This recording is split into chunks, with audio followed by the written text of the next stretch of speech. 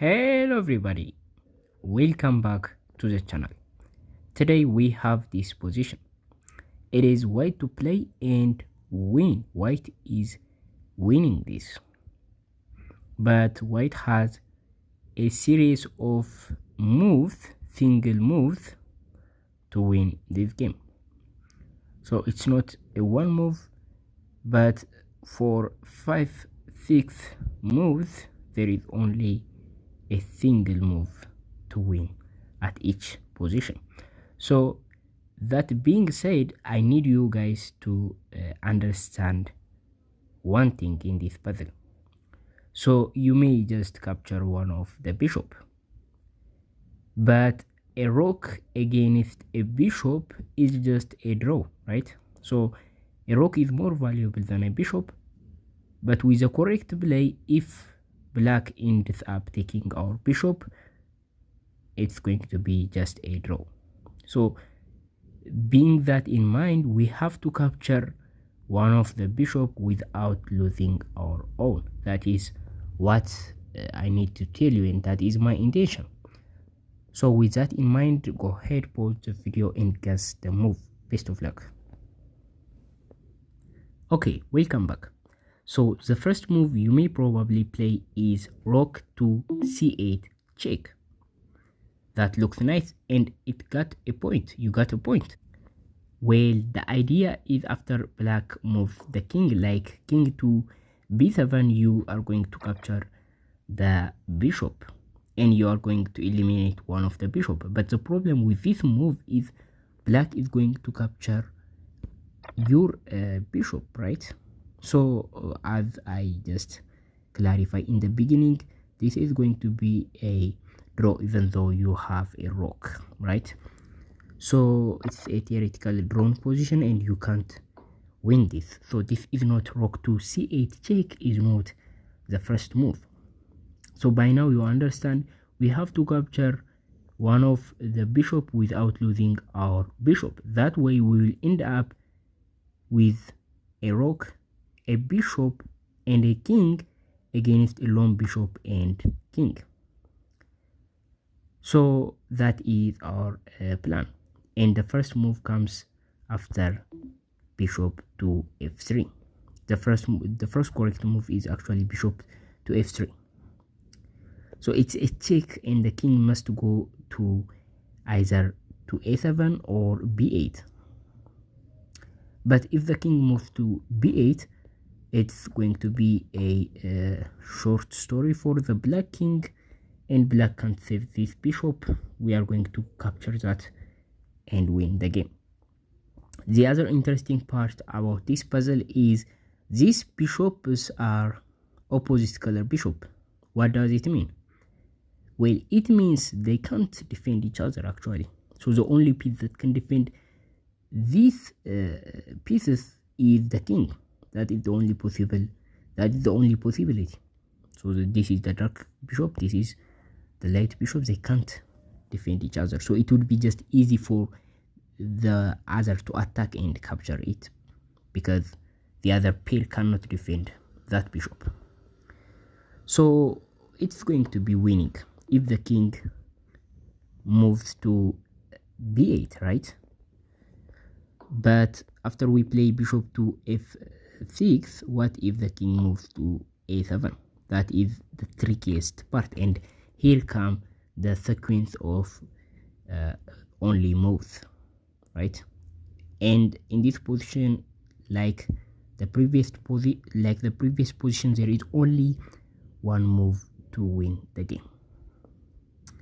So the move is not rook to c7, as the king can get closer to this bishop and we can't do anything about it. The move is rook to c3. What does this do?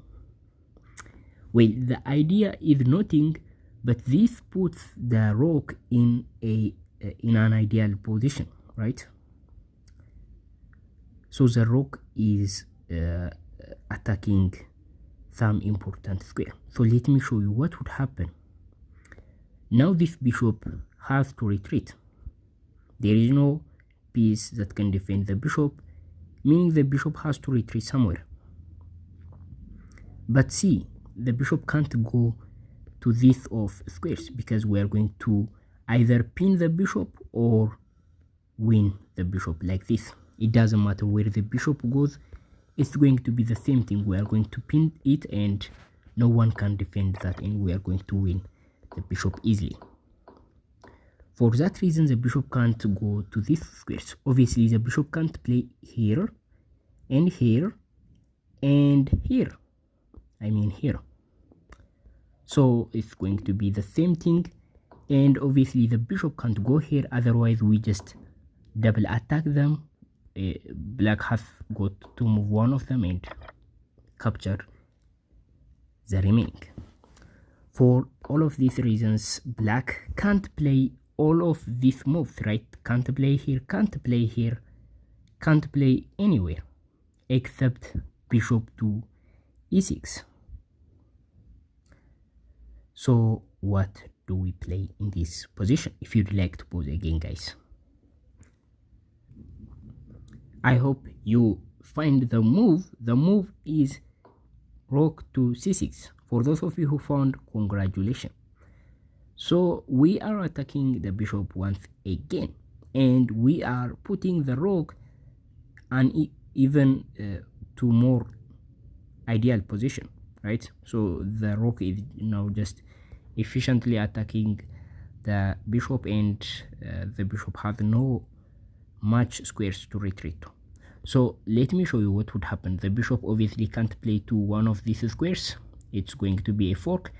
Obviously can't play to c8 and can't play here, can't play here. It's going to be directly captured, and can't play here. Actually can play here.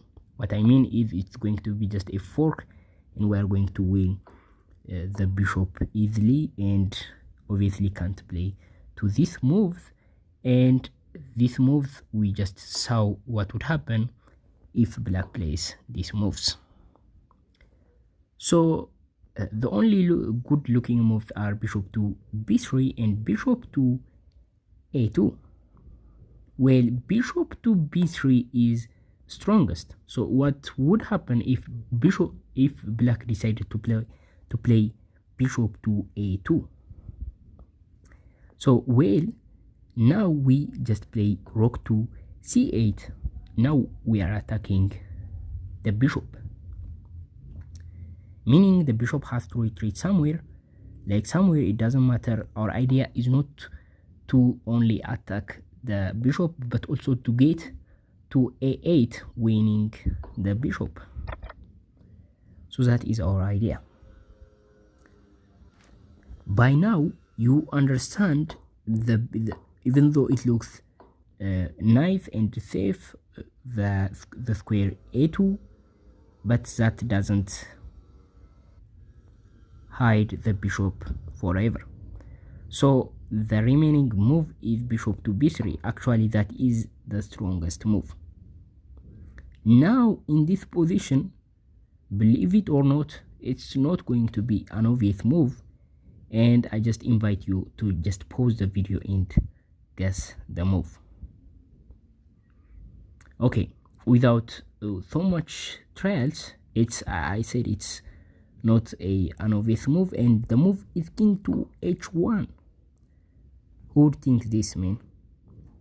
It's just unthinkable, and it's like a bot move. But the idea is not to move the king. The idea is we are already at a good position, right? Our pieces are coordinating very well.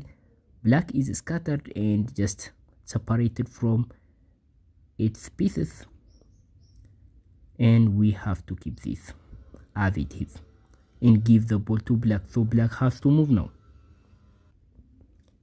Black has to move one of the bishops or the king, but whatever black plays, we are going to win the game. So first, if the king moves to one of these squares, obviously we are going to discover check and win the bishop this way. So that is what we are going to do. The other thing is this is going to be obvious, so meaning the king can't move, right? So these two bishop, let's try with these two bishop. The bishop actually can move to these squares, but as I showed you previously, we are going to use the same idea by playing rook to a8. So that is the idea. So even though this looks safe, it doesn't. Obviously the bishop can't play here, here, or here, or here, or here. It's going to be just simply captured by the piece directly. So we have seen the bishop can't go there, can't go there either. So this bishop can't move at all, right? So what about this bishop? So the bishop has these two squares, but it's going to be a fork. Can't play here, it's going to be directly captured by the rook, again directly captured by the rook, and these are the two moves. These are the two good moves for the bishop. Obviously the bishop can't play here, it's going to be captured. So what would happen if the bishop plays to a3? Well, we are going to just play rook to c3. Remember when I tell you these bishops can't defend each other, even though they are too close, it's impossible to defend one another, and it's going to be just captured if they are lined like this. So the bishop now in this position can't play to a3. The only move for the bishop, for the dark color bishop, is to play b4. So how do we win this? This is the final phase of the game, and this is the winning part of the game. You can say this. The final correct move is to play rook to c1. So the idea is to go rook to b1 and win the bishops. But what else can this three piece do to stop this? To stop white from capturing these pieces? Let's see it one by one. If black decided to move the king to one of these squares, it doesn't matter, we just play rook to b1 and capture one of the pieces, right? We're going to capture one of them anyway. So that is our idea. And black can't play here or here, it doesn't matter. It doesn't really matter, right? So black now can't move the king. So this bishop can play to a4 to these squares, but rook to a1 is immediately win the bishop, right? This is the furthest, but even though the king can get a little closer, it can't get close enough to defend the bishop. So the bishop can't go here or here or here. It can directly captured.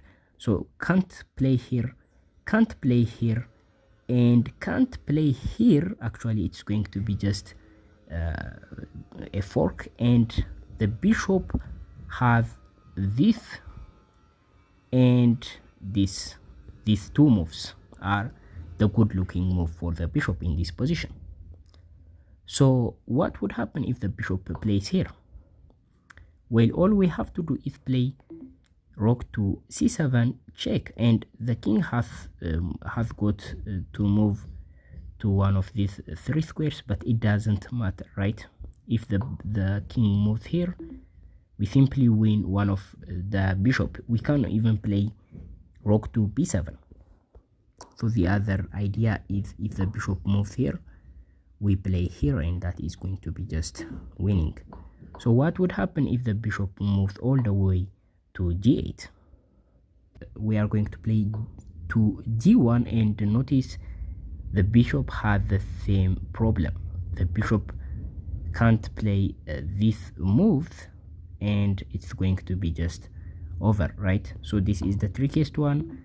We are going to play here, and wherever the king moves, it doesn't matter, we are going to win the one of the bishop, right? So if the king moves here, this is winning the bishop. if the king moves this way, this is winning the bishop. This is the same with king to a6. King, that is what I meant. I said the bishop, right?